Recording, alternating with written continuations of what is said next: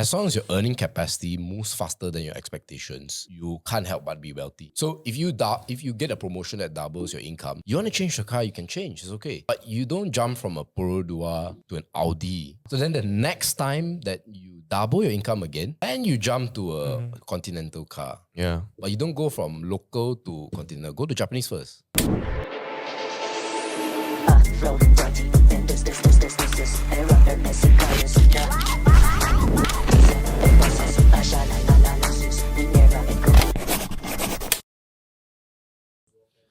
Welcome back to Yum Chat Sessions VFO VeryFastOne. Today is the 26th of July, 2024. We're going to be straight up. MJ launched the book. Pure agenda. Woo! 100K by 30. Pure agenda. Yeah. Pure agenda, pod. You know, so we're going to talk about how I was a moderator, MJ was the guest of honor, Vince was the guest to the book launch, and Vic here is going to ask questions about the book. Because he complete blank. Complete blank. And Euron behind here was also an attendee. Step in the frame, bro. Step in the frame, say hi. Step in the frame, say hi, bro. You know, after church, someone was like, wow. What the fuck? Wait, that's the wrong. Yeah. So I think we can start about maybe your intention of how you did, why you wanted to write the book. Like, So, I actually never intended to write any book because it just never appealed to me. But then someone slide into my TikTok DMs, not my one, the viral one, my company one. And so happened it was my publisher Kan Yin. Then he's like, hey, I think you can write a book about investing. Let's meet, right? So initially, I looked up what they do. And another friend actually had a book with them. So I just asked a little bit about them, just find out some basic stuff.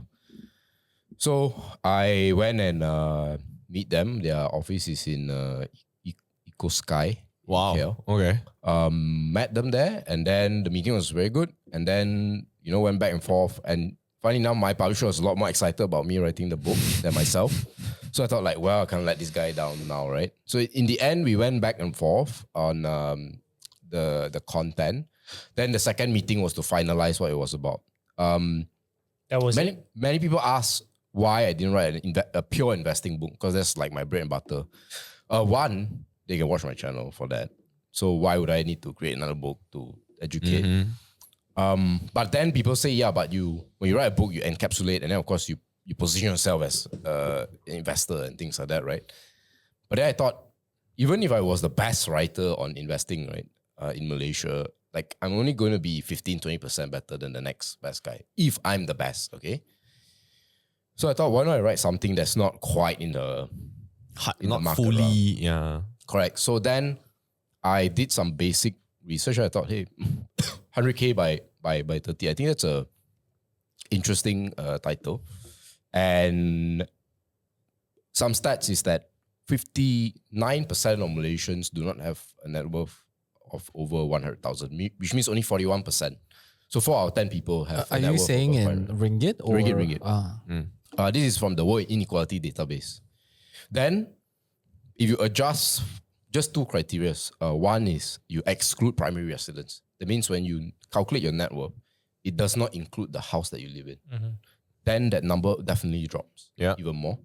And then the last one is under 30. So that the percent drop. So I thought, like, from a pure marketing perspective, and I could totally be wrong. If my book, I mean, we're not even a month in, so my book could literally bomb. But Hey, but your book's number 1 in MPH now. no. For 5 to 11 July. I mean, that's like saying, it's number 1 for a while.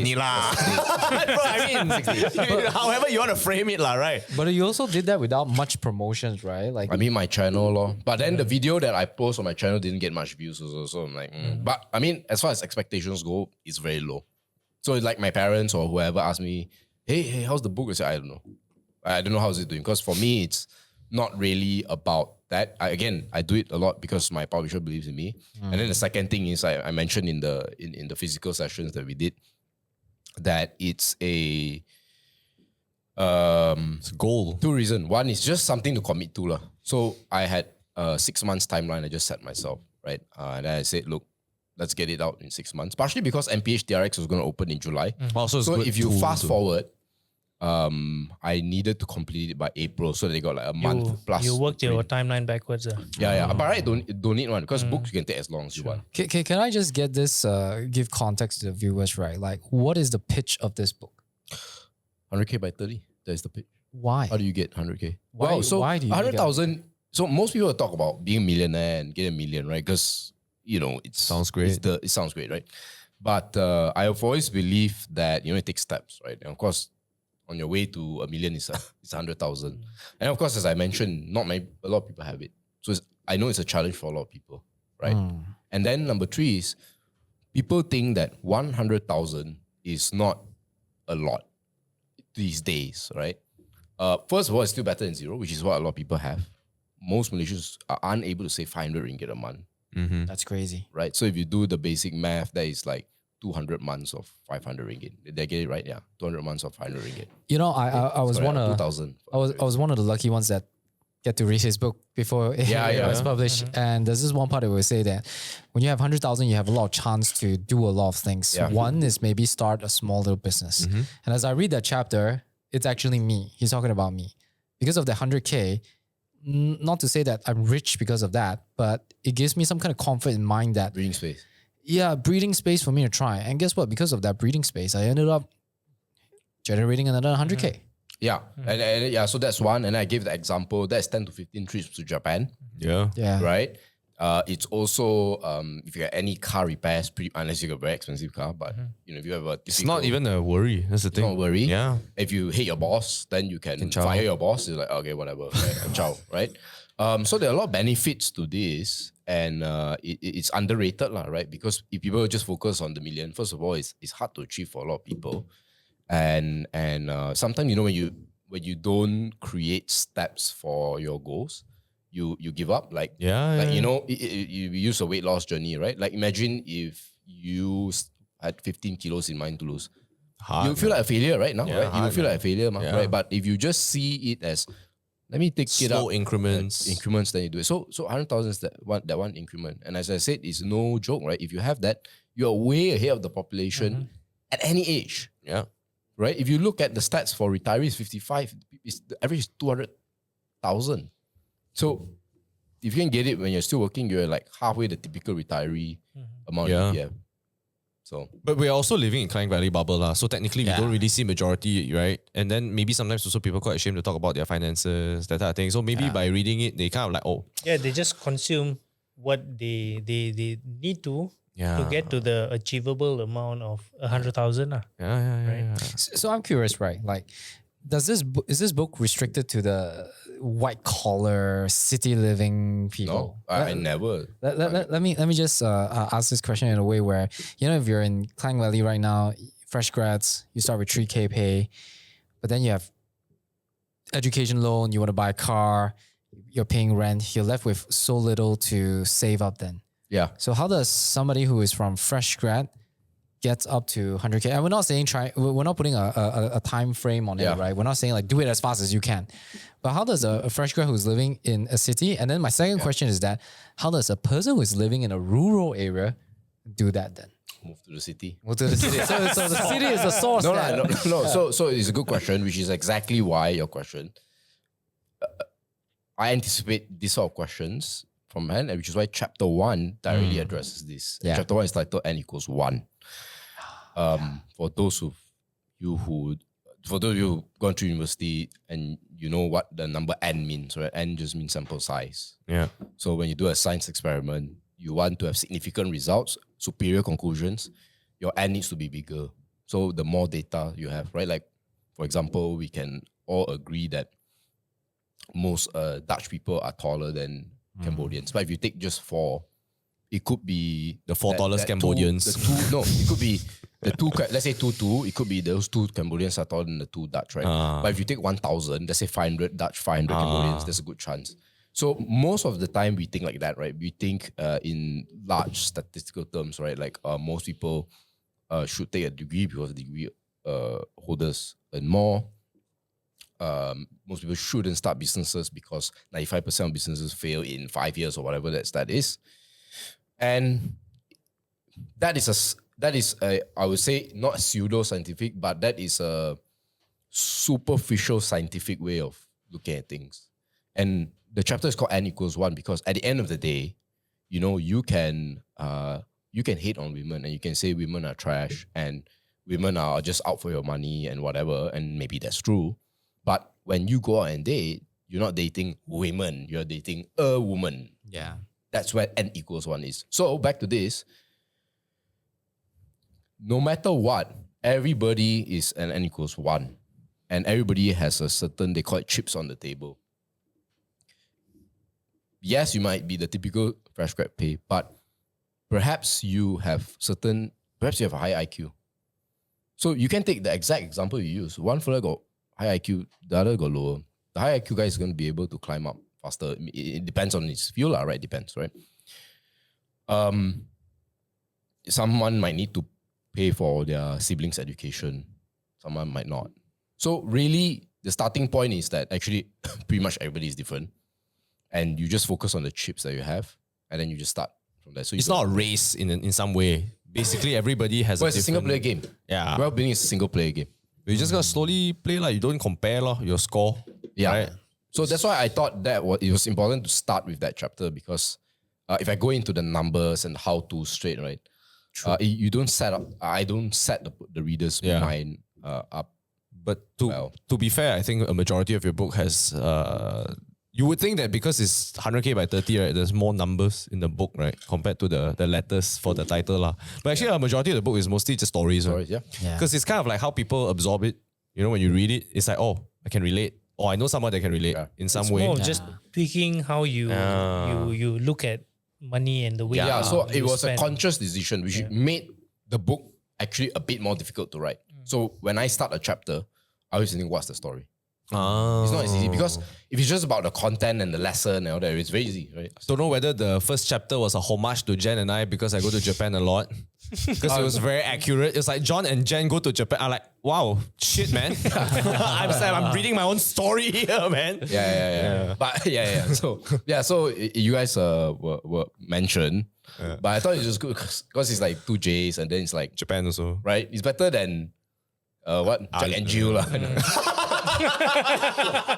John and Jen is the new Jack and bro, Jill. arguably Jack and Jill is catchier, bro. But yeah, lah. So it is mainly story based, and I'm not sure if I answered your question. No, you did with the N1. I mean, you refreshed my memory of how it's a single player game, and like what you said, you know, it's like this book really gets a lot of people to feel relevant. But so specifically, your point about fresh grad, then I would bring that generic example to let me just assume that 3K and all that, you have some education loans, hard to say 500 ringgit. But just use that generic example. But I also want to add certain assumptions like you have no poor parents that you have to help out. You know, it's just you lah, right? Just isolate them.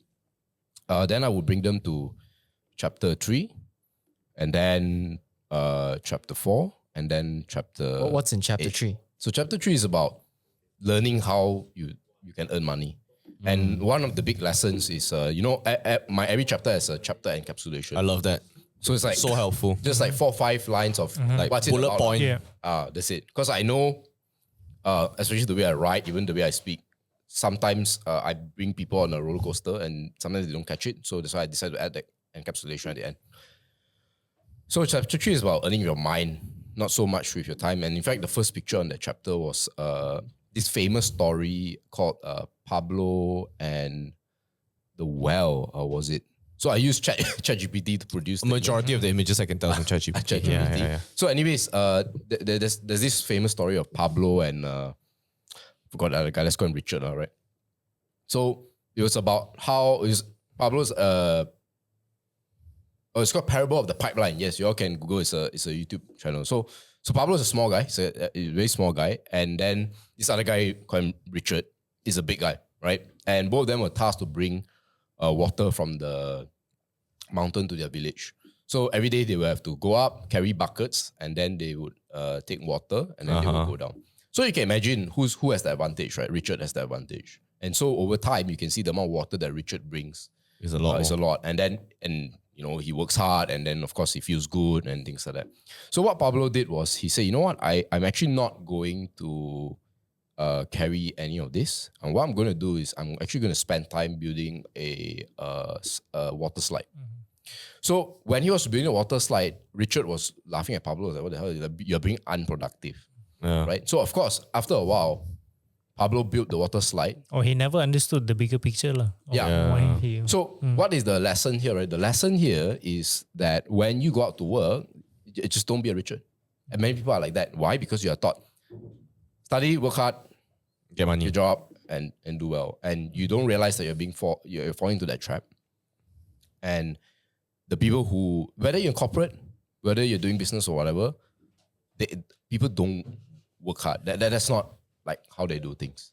And there I say networking or like building relationships, that's a lot more important. You know, people like to say that, you know, all the bullshitters get hired faster.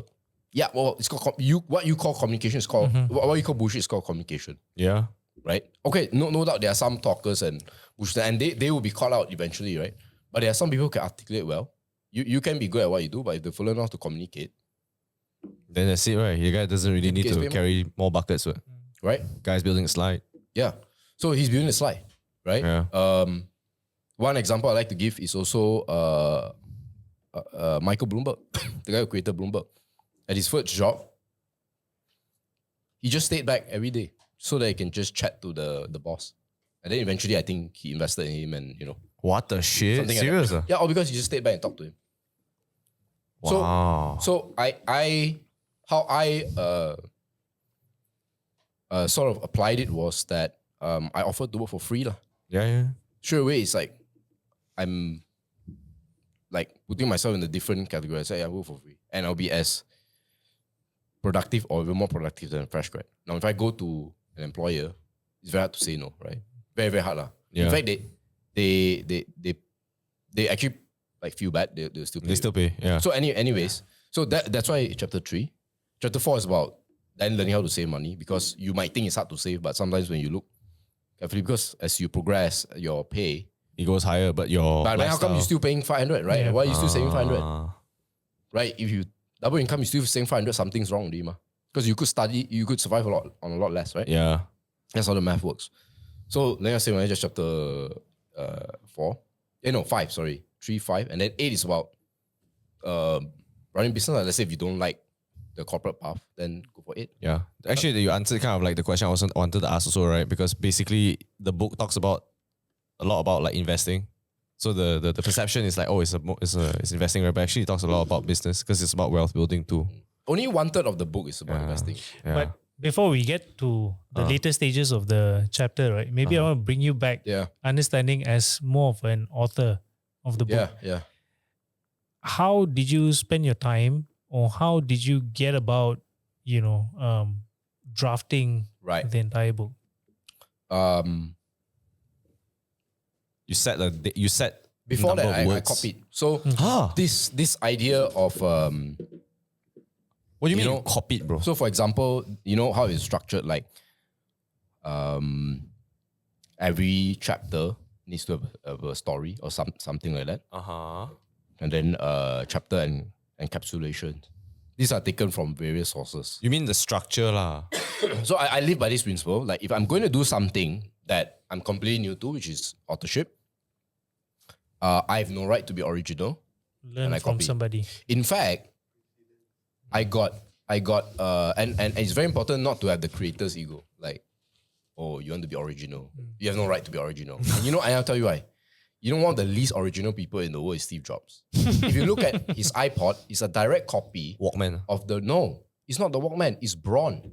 What? You Or BRAUN. You type in BRAUN versus Apple on Google. He called the iPod, the 2003-2005 iPod, was almost identical to the temperature controller that Braun had. Oh shit. It looks exactly like that. You know the knob in the middle? Yeah. Looks exactly like that. What the the hell? Mac PC looks like the radio that they built. You Google later I show you. So look, very simple. If Steve Jobs copy, I have to copy. Right? We all think of Steve Jobs as innovator. And I mean to a great degree he is, but a lot of things he copied, right? So that's exactly what I did. I copied books.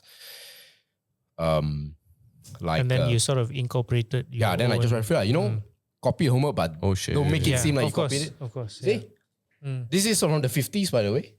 This is a 50s design. This is a 2000s design. Huh? So there are other calculator also design. See, copy. A lot of people don't know this. See, 1959, 2007. Brought LE1 speaker and Apple iMac.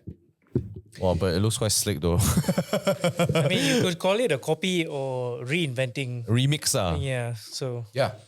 So I think that was like I apply this in like my business, investing and all these things. I don't have to rewrite the rules. I just change it a little bit.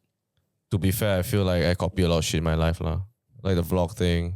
Yeah, transactions are quite copy. I mean, we get inspiration from a lot of different things, right? Bro, this is straight up I copy lah. Yeah, but I mean, straight up, mate. I mean, Steve Jobs himself said, right? Like, what a good artist copy, great artist steal. I confirm just good artist lah. But it works lah, right? I think it gets you somewhere. A lot of people strive for that perfection, originality. There's this guy I follow a lot called Alex Hormozi, right? Say when you start anything, there's this thing called ignorant stacks, and you have to pay it no matter what. So the central question is, how do you pay that down faster? Now, of course, you can do the macho route of just experimenting and failing, which is very valuable, or you can copy what works.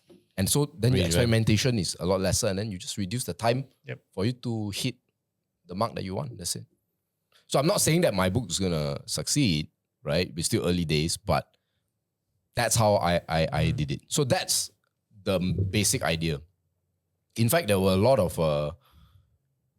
like the business part is sort of a reinterpretation of just some other guys. I actually wanted to write a fitness chapter as well, but it just got too long, right? So that's one. And then the second thing is I needed to make sure that it could be read over a weekend.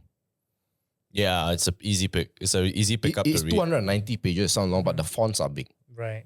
And I want to ensure that it's easy to read for even older readers. Wow, Very so kind. And how I write it, if you notice, I don't write like thick paragraphs. It's easy. It's like easy to glide. sometimes got one line only, then after that 3 lines. Yeah, it's easy to glide. Yeah, and so so again, this is another principle that I learned. It's called the waterfall method. When you write, you must write like it's a waterfall. So it's like you said, the word glide.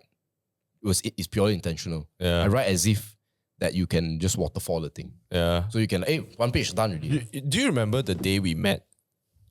In like August, your So August 2020, yeah. Yeah, and I remember you asked me like, bro, you're a copywriter before, right? Yeah, exactly. So that comes from my copywriting background. Yeah, and then you were like, how do you write? Then I like, honestly, just keep it short and sweet. And like, honestly, right, I feel like you're a better writer than me. Even at the time, I remember you were doing your viral emails and stuff like my that. My landing pages, right? Yeah, I was like, dude, this guy is clearly a better writer than me. I don't know why you're asking me for advice. It's all copied. I can tell you that whoever has been following my channel, all my landing pages, my emails, all copied. It's just change. But I think after a while, like 2, 3 years in, then you can find your own. A bit, yeah. Then you can be an artist a bit. But even then, so it's like, yeah, but are you sure? I think, you know. What the shit? Okay. You got any more questions about authorship? Yeah, I mean, like getting down to the technicalities of storytelling, right?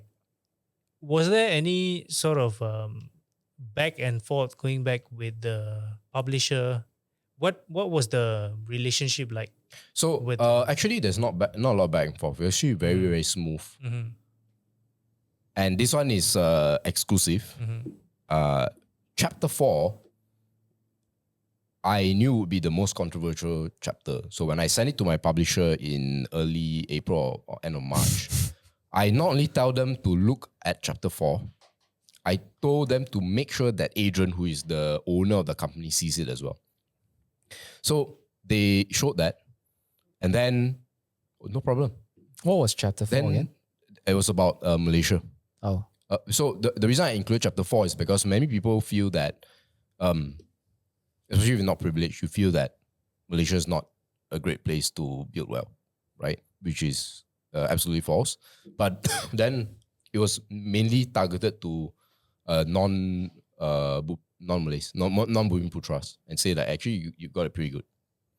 So the way I constructed our argument, according to Adrian, was airtight. He loved it. He loved that part. and they had no problem. But it was around that same time the Kekima incident hit. The minute that hit, I remember I was in Sri Kembangan. I got a call, said, I love your stuff. You said it with facts, you said it with heart, but you have to remove it or you have to rephrase it. So I think I chopped it by 30-40%. But anyone interested, I have the original. Oh shit, send to me? Was the one that you sent to me? No, I think you guys got the original. The Word doc one, I think. But the book, yeah. The Word doc one is the original one. Yeah. I'd like a copy as well, please. So, forward later. but those still got like grammar errors and all that. And to be fair, actually, the actual book still got some. Yeah, I some noticed errors. it's page 88, I think. Yeah, something like that. Yeah. It's a spacing issue. It's funny, but I just want to point this out. I know we're diverting from the book a bit. Some people intentionally leave mistakes, which you should. Because when you leave a mistake, you kind of like... You know, I had this crazy idea about the book. You know what I wanted to do? I wanted to put words, 12 words all around the book. And it's actually a seed phrase to Your crypto wallet. A crypto wallet. I wanted to put like one Bitcoin there. Oh, damn. I had this crazy idea. Like just like finding the one piece, right? Wow. If you want it, go find my treasure. Are you listening to this fucking guy? I actually wanted to do it, man. Did you- Maybe second edition. 1 million by 40. No, then I put 24 words. So you can I'm find gonna- There was one time you messaged me and say, bro, I think I figured out what's the One Piece. Is that the time? No. No, It's no. different. I didn't. Again, I saw a tweet thread. Anyways. So yeah, but, I mean, there was actually barely any back and forth. Except that chapter. So I was surprised that they're like, okay, so okay. So I got a call, I said no. So then I had to drop that. I still believe that even if Malays read it and most people read it, I think they will understand my argument because it's actually in favor of Bumiputra policies. But it's just there's a risk of people just taking out context. Yeah. And you know lah, right? Yeah. But no fame is bad. Fame was that no bad publicity is yeah, there's no such thing as bad publicity. Yeah. is bad publicity. Yeah. So technically, like you're just known for it, and then people forget. I just don't want people to throw a Molotov. Won't lah, yo. I still believe it won't, but I respect my publisher's point of view because his reputation is also at stake. That's true. That is precisely why I went and said, please don't just read it as the chief editor. Pass it on to your owner and to read as well. Because the chief editor, it's not his company, right? Yeah. Or it's not her company. But the owner is different. Like, something's at stake. So I said, please make sure he reads it. He said, did Adrian read it? Yeah. But yes. Okay. Question, right? Is there pressure for you for this to succeed? I don't think so, zero. right? I've zero. Like, I don't know why people need it to be like a thing to succeed. Why do you think people need your book to succeed? No. That's why people ask me like, oh, is it within your expectations? My expectation is zero. So yeah, I guess it is. Right? So because for me, it was just it's just a project process. towards it. Yeah. Like as far as me is concerned, like just writing the book and getting out there. And of course, there are other non-tangible benefits like profiling, whatever you want to use, right? I'm an author, I can tell people now. But it's also, again, my publisher believes in me. So I'm like, I'm not going to let the guy down. So I'm just going to do it. Yeah. If you don't have that expectation, does the publisher have expectation then? I think secretly definitely they do, right? Because It's a business nonetheless, right? So I can share this that I didn't put out any money for the book because printing costs, everything is bought by them. Yeah. Which is also why they take most of the revenue, and I'm totally fine with that, right? Obviously, I can't share how much on that, but I can share this much. So obviously, I want the book to succeed also for their sake because It's an investment they from the spend side, yeah. they spend money.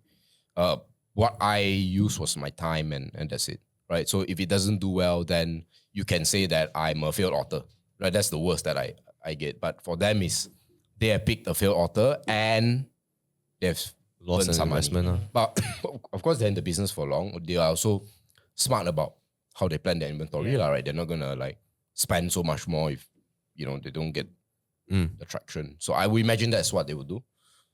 In all honesty, I have never been to a book launch in my life. Oh yeah. Actually, like that, but yeah. Yeah, and like you were asking me, like, John, can you be the moderator for my book launch? I'm like, I don't even know how to start, but sure, man. And I'm not the guy you go to for investment tips nor money tips. But if you can plan marathons and you can plan all those events, what's a book launch? Here, figure it out. I guess so lah. But I was like, okay, man, I guess I'll do it. Like I'll say yes to what was the anything. only hiccup. It was just they never tell us we had to bring Adrian on to the stage. Yeah, That's to the do only a thing I launch. Yeah, hiccup lah. that was because we did it at Athlete first in Star Hill. They need to take picture and all that. Like so you queues were like that. more than a moderator. You were running the whole show, is it? Not lah. I was just kind of guiding to set expectations of people like what's going on next. That's it lah. Pseudo MC moderator, but can say not really. I see. You know, that type of thing. Yeah. But I think like a majority of the book I quite enjoyed. It's just that like in the beginning I was so busy, and then when you told me like, bro, very fast on 4 5 hours, I'm like, oh, is it? Then only I just like dive in deep. Which Actually, I think did you finish 4 files? I actually did it in less. Yeah. It's just that, you know, I don't know. Okay, so to be fair, I'm not the type that scrolls all the way to the end and sees like how many pages are left and whatever. I just keep on reading until I reach the end. And I feel like I haven't read a book in a long time, mate. Yeah. I'll be real. I'm Most not a of us reader. are. Yeah. You know, when you read a book, it takes a lot of time. You have to like stop. You have to focus. And then sometimes, I don't know whether you guys get this. You kind of read, but you're not really absorbing. You're just reading. Striding. Just pronouncing it. That's the problem I have with people saying that I read like 20 books in 1 year. I was like, how is it possible? Because every time when I read a book, I'll take like, go through 2 pages and then I'll start imagining. Yeah. And the process is so beautiful, you know. And I did that exactly with the book. So for those people who say like you read 20 books a year or 30, I forgot what's What the are number. you exactly absorbing? Yeah, what are you? So I visited 20 countries in 5 days. Yeah. I flew over India. Like, woo, like, There you go. But to me, it was a long time since I read a book with so much focus, but I felt like it was very easy. I think the previous book I tried to read was like The Laws of Power. Oh, that it's a bit harder. So difficult to read. I was like, oh my God. Then I read another book before that. It was like the fourth turning one. It was so difficult to absorb. Also, I'm just like, dude, maybe I'm just old lah. I have TikTok has ruined me, that type of thing. So, Yeah. so I have a question, right? So I'm very certain that you have read a lot of different investment books. Yep. What is it about your book that you wanted it to be different compared to the ones that you have read? Well, the first thing is that it is not an investment book, right? That's the first thing. Only about 1/3 of the book is investing related, which is a bit chapter 6 and chapter 7. Chapter 7 is the most dense Dry. chapter and is dry by design. He even goes in the beginning of it and says, make sure you take notes. And I was like, in my head, I was reading, I'm like, MJ, I'm not taking fucking notes. I'm just going to read this shit. But it's by design because But it's heavy. It's a lot of terms. a lot of terms, and I blitzed through it actually. In fact, That even though was it's blitzing? 20, even though it's 20K words, I had to leave out a lot, actually, a lot. Mainly because that is precisely the impression I give, that investing is actually Dry. boring, is dry. In fact, if your investing is very exciting, you're probably doing something wrong. It's meant to be very, very boring. And you can read this, what this very famous investor George Soros said. He said that, basically, if it's exciting, you're doing it wrong. And I don't want to like give people the impression like, this is going to change or investing is going to change. Or because as far as finances go, especially like 100K, you don't need investing to do it. And in fact, one of the controversial things that I think, or at least I think as someone in the finance space, what I think is controversial is that I said to get wealthy, like beyond 100K, even $1 million or retire, you actually don't need to invest. And I gave the example of, let's say if you're a very good doctor, you are a very good orthopedic. Each of one knee replacement surgery today is like 10,000 ringgit. You do five a day. Okay, whatever after the cut you give to the hospital, right? What are you gonna get in that 1 month? Assuming you only work on the weekdays, because orthopedics work on the weekends as well. Because accidents don't stop happening on weekends. right? Mm-hmm. So what are you gonna earn? You could earn 100,000 a month or more. Yeah, As a good potentially. But let's say you're a not so good one, 50K. If your lifestyle is 5 to 10,000 ringgit, okay, you have 40K of savings, take home, let's say. In first year, you have almost 500,000 in savings. Second year, another half. And this is assuming you don't raise your prices, inflation, medical inflation don't happen, things like that. So in 10 years, you will have 5 million. Now, a lot of financial advisors say, hey, you should invest, because of inflation. But mate, like your earning power is so good, you actually don't need to invest. Yeah, the financial advisor who probably doesn't even have 5 million, it's like maybe 200,000, 300,000. He's telling you, hey, invest. I'm like, mate, I got 5 million. Yeah. And let's say, I was just checking a day, right? My very first Instagram post is a post on sweet and sour cream Lay's, the packet. Wow, that's very It was specific. £8. It was £8 one pack. Wow. Today's 14. 14. What the shit? Yeah. 14, Yeah. right? Now, That's let's say mad. if your food for that goes to 24, how much is it going to affect that orthopedic?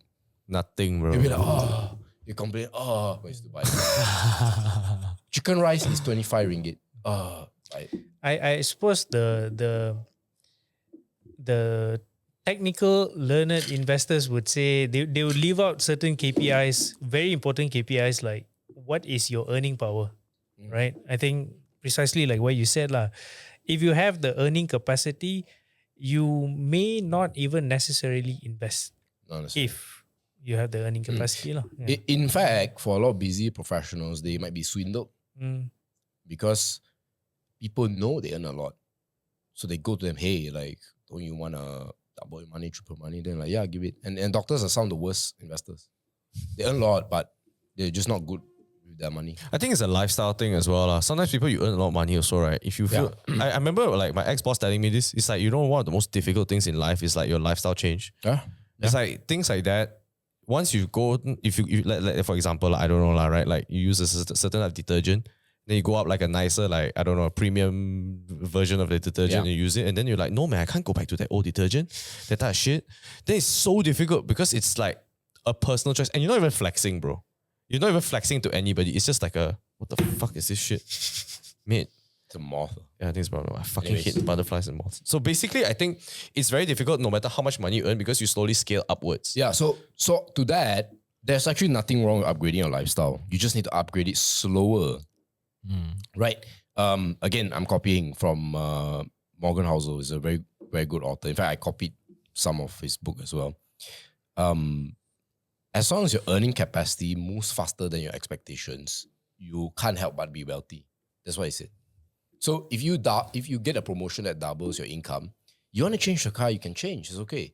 But you don't jump from a Perodua to an Audi. You jump from a Perodua to a Honda. Yeah. So then the next time that you double your income again, then you jump to a Continental car. Yeah. But you don't go from local to Continental. Go to Japanese first. I got an interesting question because just now you were saying that the sometimes when your earning capital capacity is so big, you don't actually need to invest, right? And a lot of times, you know, let's just say the rich who already is able to earn so much, they don't have to invest. So what about the poor then? Yeah. The poor needs to invest, but at the same time, investment is not really a money making. It's a wealth preservation rather Yeah, it's than wealth preservation, right? Well, so how does this balance out? So whether investing is wealth preservation or money making depends on your profession. So if you are a trader, if you're an investor, then obviously it's money making. But if it's a side thing, then maybe it's more preservation. So obviously in those cases, I would still tell them to not invest to actually increase the income. Chapter 3, Chapter 8. So you have to ask yourself, okay, you from poor background and all that. You know, maybe learn the corporate game, right? Learn Slug it out for a bit. boss, how to please your boss. Learn things like, hey, you should job hop maybe after 3 years in this economy, right? Otherwise, no one's going to give you a raise. You know, simple things like that. And be an asset to the company, right? If you can help your boss save money, save time, And make more money. make more money. Like all three, like just helping your boss save time alone is good enough for you. But if you can do all three, people think that their career, right, is a career or an employee. But really, you are a small business. The minute the minute you think yourself as an employee, not as an employee, but a small business owner, you will think differently and you will more likely align with your boss. More likely, because your boss is a business owner, right? Yeah. So you start with that mindset, and that I have this. I outlined this in Chapter 8, right, which is on business, but it actually applies to this being an employee as well, right? If you think of it as an equation, right, the top is the promise that you have to people. How big is the promise? How can you bring people from zero to hero? Right? Right now, you're in this state. Through me, you're going to be here. So what's that promise? Then the second thing is multiplied by where's the proof of that? So you say that, I can get you from A to Z. Do you have case studies? Do you have proof that you'll be able to do that? So that's the top. So if you get that bigger, more proof, bigger promise, so you're good there. Then below, can you get it in Speed. less time and in less effort. Yeah. The minute you get this equation, right, whether you're a business or employee, right, you're gold. Right? So I use the example of like a lipstick actually in my book, right? I say that if you can like women want a long lasting, right? They don't want any smear, Smudging, whatever. right? And can you do that? As a big promise, 24-hour lipstick, not non-stick, water and all that. You can kiss your boyfriend, doesn't smear on him, right? And then, what fears do they have? It fears that the Skin problem. the skin tone don't fit. Yeah. So they're afraid. There's uncertainty. Can you reduce that? Can you reduce the hassle, the time that they spend thinking about this? What shade? So maybe you can create like some sort of AI model scanning to show, right? And then can you get it to them quick, right? When they order, can you get it fast? Yeah. Things like that. So exactly the same thing, right? You're faster, better, and if your boss is still not appreciating this, then it's his loss. Then you can go to the next company. There's somebody out there that's gonna like you. Yeah. So to the poor person, that's exactly right. So it's skill stacking. So when you stack these skills, the income will follow. Okay, sometimes not exactly what you want, but it will follow. Then once you have that, reach chapter 4, make sure you keep a lot of that, and then you can make a decision you want to invest. And what do you invest in? So just chapter 6. Yeah. If you want stocks, that's chapter 7. So it's working hard to build your capital Working first. smart. Yeah, it's Yi Heng working says smart. this a lot. So actually, a lot of people like say like, how do I increase? And I think there was a recent Insta story that he put, not story, it's like a posting that he did. And then I normally don't go on social media as much anymore, but I just happened to see it, and it was a guy who like doubled down on property. He bought like 3 or 4 properties, and he's like, shit, I can't pay off. Right? His most recent post, I think. Yeah. And saw he was that like, as I only have like 6K salary. Yeah, that's but- the problem. Huh? That's the yeah, problem. but I think also like a lot of people feel as if it's mostly things are monetary, but whereas like there are intangible things, it's like a self-investment in skills, Yeah. even networking, getting to know people, it's just shit like that you don't really quantify, because I think like human beings, we like to see numbers. Yeah, It's yeah. like, you know, when you play Pokemon and then your Pokemon beats another Pokemon, the XP goes up. Yeah. Then levels up. You learn a new attack. It's like always very numerical. Yeah. But then in real life, there is no numerical thing other than your bank account. True, right? And your age lah. So you always in tandem. It's always like age and money. Or the so way that you live. so you always quantify things, but you don't have a skill bar. That's the problem. Yeah. So when people always like compare, you actually don't really see that. Actually, maybe, you know, like you have really increased your skill set. Yeah. It's just whether you applied it. Yeah. Like if you have no money, or rather, let's say you only have 5,000, between investing in the stock market or whatever asset class, or paying for a course that you have done your research and you know that It's you know, a- can it's a just pay useful- for the course. Yeah. Let's set a time frame too, lah. I think you Or spend that whatever. money on like treating your boss, or like paying a mentor or something like that. Yeah, get to I suppose the other thing why people are afraid is because that skill bar that you're talking about is only you would know your skill bar. yeah. And sometimes you imposter syndrome also lah. Yeah. People ask you like, actually I'm not that skillful lah. Yeah. I was just telling Jen about this when I was driving. I was like, you know, this guy, he asked me like, oh, what size should be my screen be at my event? Then I think this one about like this size. Then like, I wonder why you would ask me. Then Jen just looked at me. How long have you been doing events? Then I'm like, oh shit.